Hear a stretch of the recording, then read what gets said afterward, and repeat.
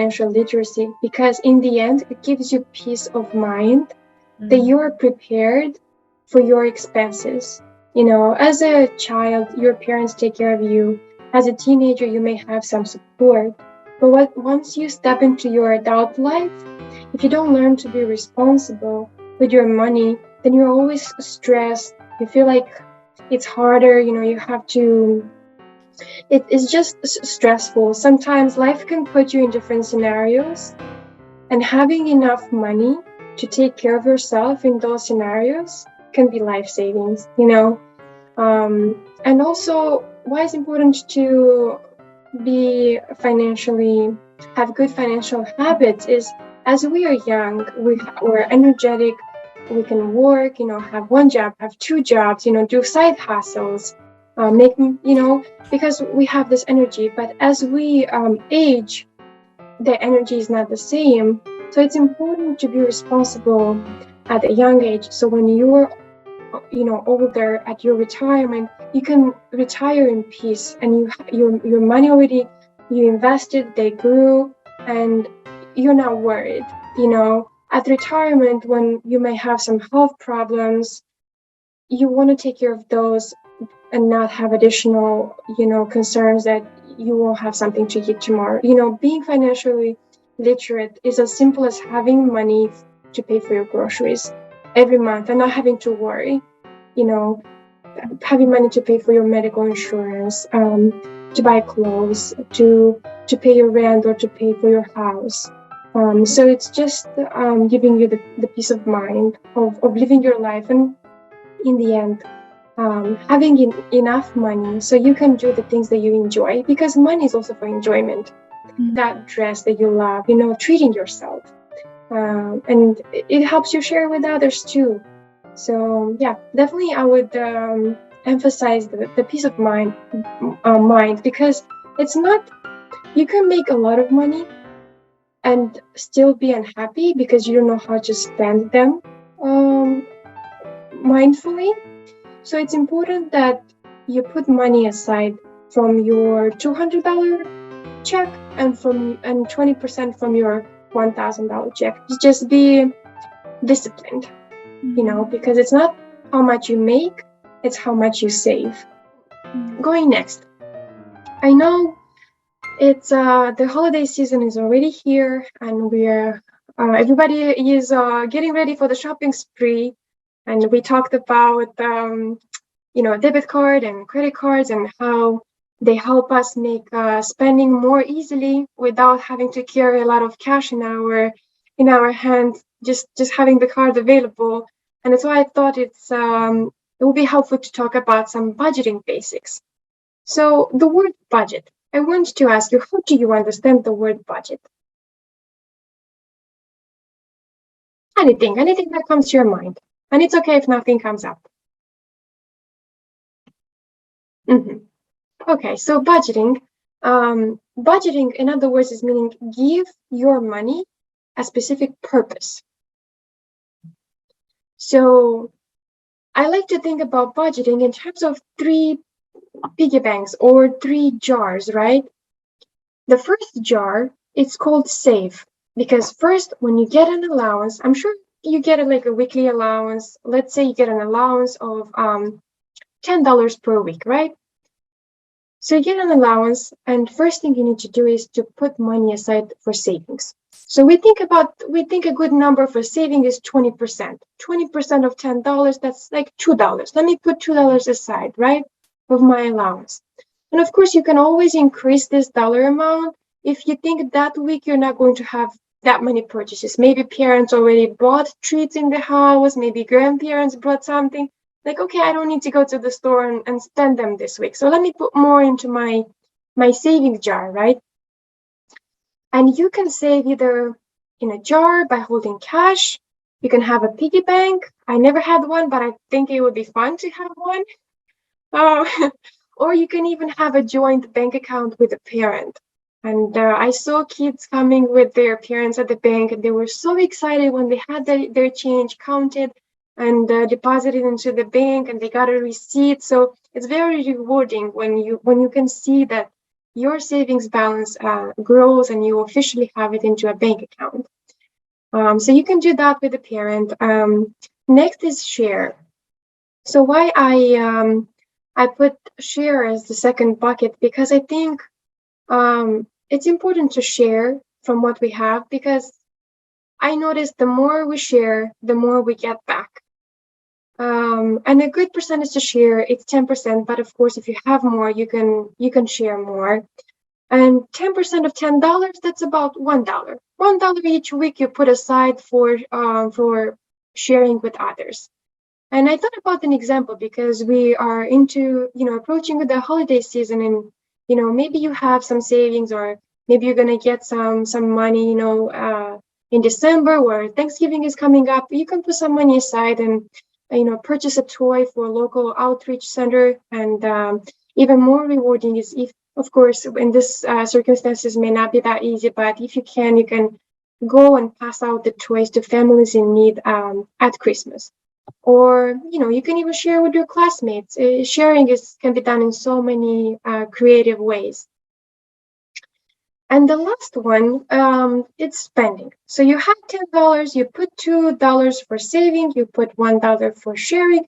That left you with $7. So of course, you get money you want to spend, you want to treat yourself. So whatever you need, you can buy. But of course, remember that if you have long-term goals, let's say you want to buy a bicycle, or you want to buy a book that is more expensive, whatever you have in your mind, the more it costs, the longer you have to save for it. If you save little by little, but if you save more, you're going to get to that goal faster. So just to understand this better, I thought we will play a game, a budgeting game. Before we go there, do you have any questions on the three savings budgeting buckets? Okay, so let me explain the game. So this is called a budgeting game. So you have an allowance, and it might be helpful if you have a pen and paper reachable. That will help you, take some notes for yourself at the end. But let's say you have an allowance of $9 a week, right? So 9 times 4, how much that is? 36. That's right. That's 36. So I'm going to, let's see here. Let me enter this amount here. Okay, so that gives you $36 per month. This is your full allowance per month. Now you also got $40 for birthday money, right? And you may have other money for $12.50 that you saved maybe from a previous month. So let's see how much that adds up. 36 plus 40 88. plus 88.50. Yep. Oops. 88.50. 88.50. So we take 20%. We have our subtotal of, this is how much money we have in total. Then we need to put 20% in savings. So that money gets put aside right away before we get to any spending. So 20% out of 88.50, $17.70. So 88.50 minus 17.70, how much that is? 17. Yeah, 88.50 minus 17.70. Oh, yeah. I thought you said 70. Oh, no, 17.70.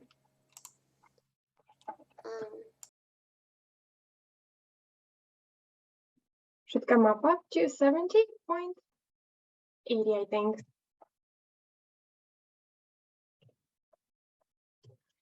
$70.80. Okay, so let's review. We had a total of $88.50. We put 20% in savings. And by the way, 20%, I'm not sure if you're familiar with the percentage term, but 20% is basically 0.20 times 88.50, which gives us 17.70. So I want to make sure I explain that in case you wonder about the percentage. So gives us $70.80 to spend. So now you have different things to buy. This is the money you have, like your monthly allowance, right? You have different things to buy. And I would like you to make a choice, each of you, of what you like to buy. You can take 2 to 3 minutes to think about your purchases, and then we can share as a group. And then we will talk about it. So let me know if you have your total here, and I can maybe minimize this so you get a fuller view. A resource that I like to share with you. I will have it in the webinar. So it's just a link with templates for budgeting. You can have you can print this out, and you have your save, spend, and give. You can either write down the things you want to give, spend, save, and the amount, and see if that's in the budget, or if it's not in the budget, right? You have a gift budget, because I know kids, we can really buy too many things, but when I was a kid, I like to gift candies or very little things, or something I could do with my hands, and just maybe buy some supplies. So you can have a gift budget. Again, Christmas budget worksheet. I think these are fun, and it's fun to keep, to track your spending, and it's also building good financial habits from a young age.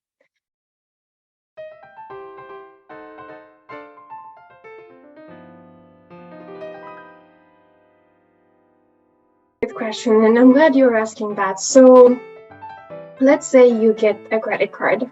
You're young, you go to the store. This happened to me, unfortunately.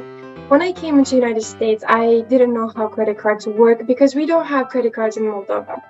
I went to Old Navy, and they pursued me to get a credit card and pay for my purchase with a credit card. And I made the purchase with a credit card, and trust me, I didn't even feel like I spent money that day, because I didn't spend money from my own bank account, and I forgot actually to make the payment in time. The letters came in, but I was too busy, and I didn't have the application on my phone. So what happened is that payment actually incurred even more interest. I was more in debt to a day when I actually got to the letters that came in my mail. So I had to pay more from the money that I worked for, but eventually I had to pay more for them, For that one, $100 purchase that day, I ended up paying close to 170, in interest. The good thing is that, I was working. I had a stable income every month, so I could pay that debt. But let's say if you run out of money from your checking account, well, that's not very good unless you have a job that you're going to get a check. So it's not very good. Eventually what happens, the bank decides to close your credit card, and then it doesn't go, it doesn't it doesn't send letters to your home anymore, but it sends your debt into collections, what is called collections. There is a department that just, takes care to collect debt that the bank couldn't collect, or the debt you couldn't pay. So it gets complicated if you don't pay your debt in time. I think a good way is, to avoid this pain is just to be responsible at the very beginning, and make sure that with the credit card you spend only what you can pay back, and no more than that, because especially as a minor, as a teenager, when you just started your credit history, it's important to be responsible, because you will want to buy your car. You will want to be seen by the bank as a responsible borrower. It pays off in the long end. Yes, I was able to build my credit score and my credit history, and I'm able to borrow, and I'll be able to buy a home, but it does take longer to to make your credit history healthy again. That's why it's better to start well from the beginning. Very good question. I like how you think. So if you're not active, I think I'm not sure exactly about the limit, whether that's a year or 2 years, but you get a notice. Usually the bank tells you that you have been inactive, thinks that you don't need this credit, and simply just, it takes the credit card back from you. It inactivates it because, there's no purpose if you don't use it. So it takes it back.